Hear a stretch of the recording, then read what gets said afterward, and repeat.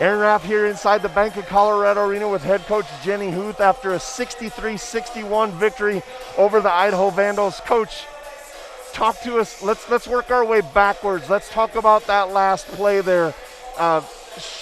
Great shot by Michaela Eisenbart. Was that as you drew it up?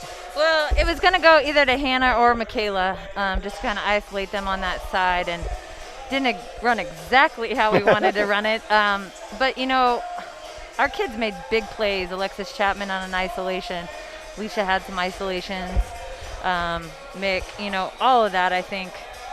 The kids ready to step into that and make those plays is pretty awesome. And it's fun to coach, you know. You can have kids that shy away from big plays or big moments, and we're just growing up, and it's really fun to see that and just the confidence grow within us. So not exactly as planned, but, you know, players make plays, and you got to put them in position, and that's what they did tonight. That last victory at home against Montana, you went on the road, went 1-1 there. When we talked in that game, we talked about this team being on that edge. This was a great Idaho Vandals team. Came into tonight, you gave them their second loss. Talk about what you told them at halftime when you were down by one.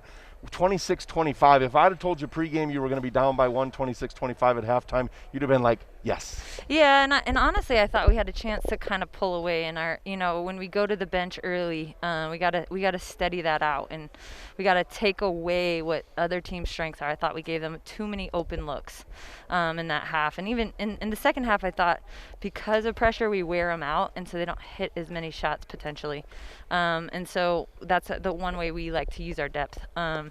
But overall, I thought, you know, it was going to be a possessions game. We were going to get shots at the beginning of the shot clock if we wanted, or the end, and we just needed to be patient. And at halftime, we just talked about taking away the three and not getting shot clock violations.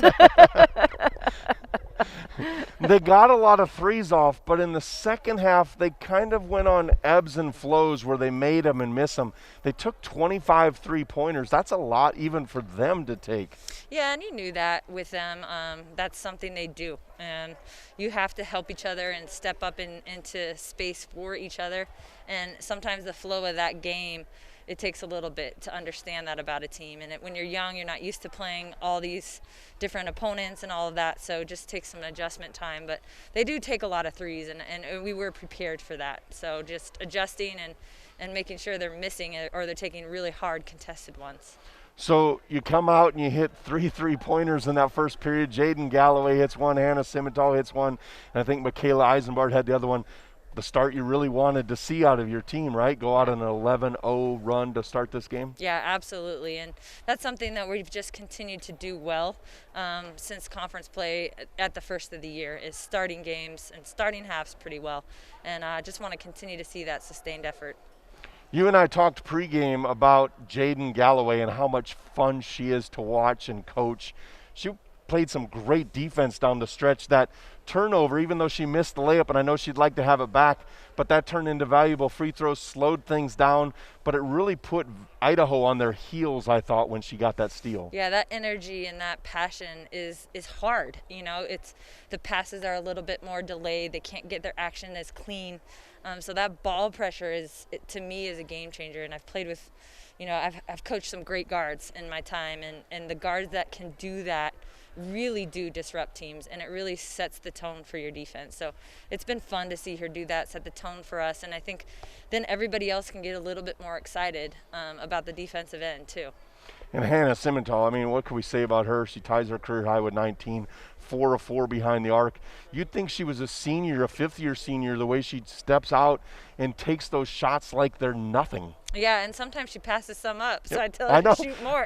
I've said that on the air. I've been like, wow, Yeah. I thought she'd take that one, but she makes a good pass. You know, she has great poise, Yep. and that's hard, you know, to be as a freshman. She understands the game.